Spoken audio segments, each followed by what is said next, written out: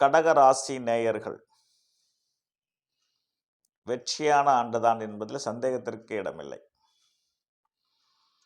2026ஆம் ஆண்டு கடகராசி நேயர்களுக்கு வெற்றி ஆண்டுதான்.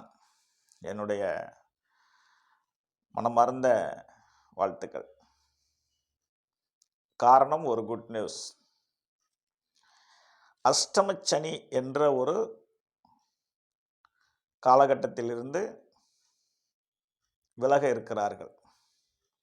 அதாவது அஷ்டமச்சனியாக 8ஆம் இடத்தில் இருக்கின்ற சனி பகவான் கடகராசி நேயர்களிடமிருந்து விடைபெற்று 9ஆம் இடத்துக்கு செல்கிறார்.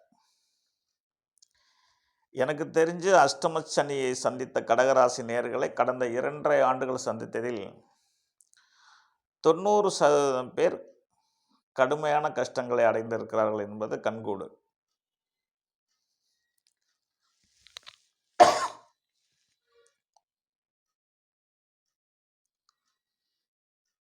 ரெண்டாயிரத்தி 23ஆம் ஆண்டு டிசம்பர் முதல் 2026ஆம் ஆண்டு மார்ச் 6ஆம் தேதி வரை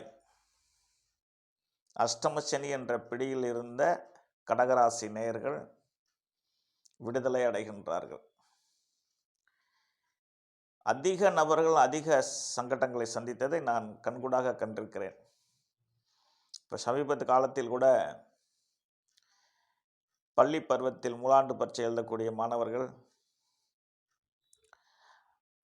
12ஆம் வகுப்பு மாணவர்கள், கல்லூரியில் இறுதி ஆண்டு படிப்பவர்கள், திருமண வயதில் இருக்கக்கூடியவர்கள், இவர்களை பற்றி ஒரு எச்சரிக்கை விடுத்திருக்கிறேன்.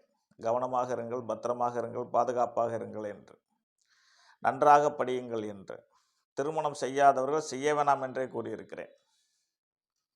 ஏனென்றால் அஷ்டமச்சனியில் கடந்த 2.5 ஆண்டுகளில் திருமண வயதில் இருந்து திருமணம் செய்தவர்கள் தோல்வி அடைந்திருக்கிறார்கள். திருமணம் செய்தவர்கள் தோல்வி அடைந்திருக்கிறார்கள். திருமணம் செய்தவர்கள் குழந்தை இல்லாமல் தவிக்கிறார்கள்.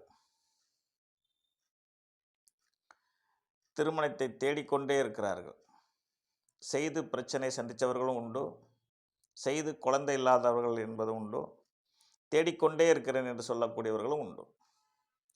இந்த 3 விதமான சூழ்நிலையும் 2026ஆம் ஆண்டு கடகராசி நேயர்களுக்கு நிவர்த்தியாக இருக்கிறது.